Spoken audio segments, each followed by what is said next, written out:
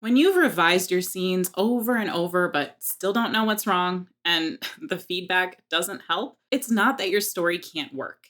It's that you don't have a strategy to fix it. In this video, I'll walk you through 3 deep revision techniques that will help you finally understand what your draft needs so you can stop feeling stuck and start making serious progress toward publishing your book. Let's start with the most overlooked step in revision, the one that reveals why your edits haven't been working. Before you fix anything, you have to face what's actually on the page. So many authors revise from memory, intention, or assumption, like, I meant to show she's afraid of being abandoned. But is that what readers see? Here's your first strategy: mirror the page. Use your scene outline or revision tool to ask what actually happens in the scene based on what the reader sees and hears. Am I assuming knowledge that isn't on the page?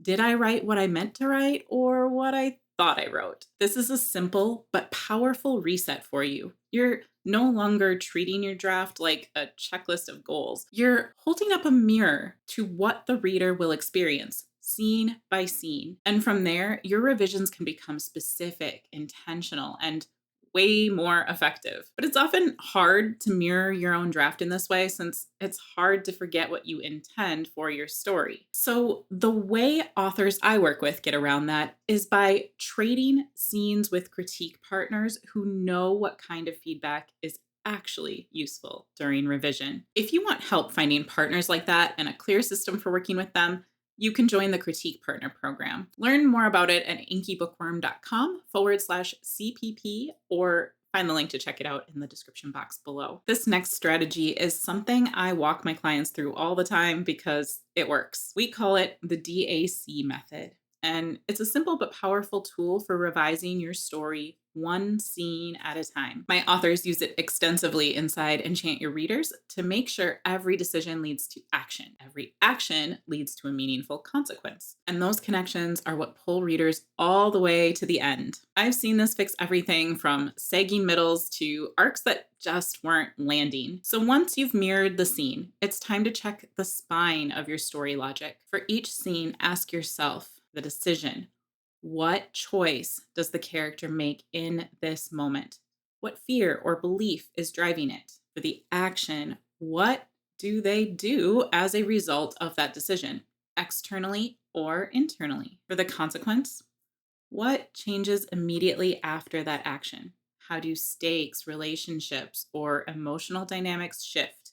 If any part of that sequence is weak, your scene might feel static, disconnected, or emotionally underwhelming. Even if a lot is happening, scenes without clear cause and effect tend to confuse readers or lose their sense of progress and payoffs through the story. So, this strategy gives you a built in diagnostic tool to strengthen scene logic for momentum and character arc progression at the same time. This final strategy uses principles based in reader psychology that are crucial at every stage of the manuscript process, but it's especially powerful when you've hit a particularly frustrating scene that's hard to assess and you can't figure out whether it's doing what it needs to. You can use this strategy scene by scene to diagnose those moments where things just aren't landing, even when other revision tools or methods don't reveal the issue. Or you've done multiple rounds of edits and still feel unsure whether the scene is pulling its weight. This is where the 3 keys to reader enchantment come in. These are the 3 things every scene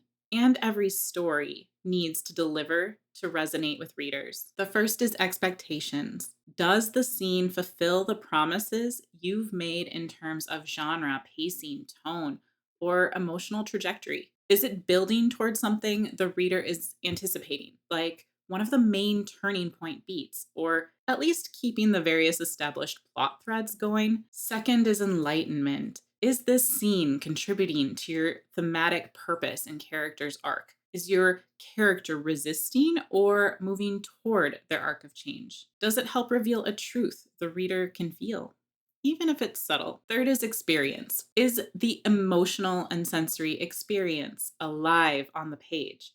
Are we grounded in the character's lens, that unique character voice perspective, so that the tension, setting, and choices feel vivid, and real. Inside Enchant Your Readers, these three keys are how I help authors figure out not just what might be wrong, but why it matters to the reader and how to meet all three without losing their voice. When you filter your scenes through these three keys, you'll start to see exactly where the emotional, thematic, or genre level weight is missing and where your story can go deeper. This way, you're making sure your science fiction or fantasy novel is more aligned with what readers actually want from a great story. And if this process shows you more issues than you expected, don't panic. It's not a sign that your story is beyond saving. It's a sign you're finally seeing what it really needs. And that means you can do something about it and get your story closer to what you imagined. But don't get caught in endless revision. You need to be able to move forward with intent instead of overwhelm and know when your story is finally ready for publishing or querying. And that's exactly what I'm going to break down in the next video.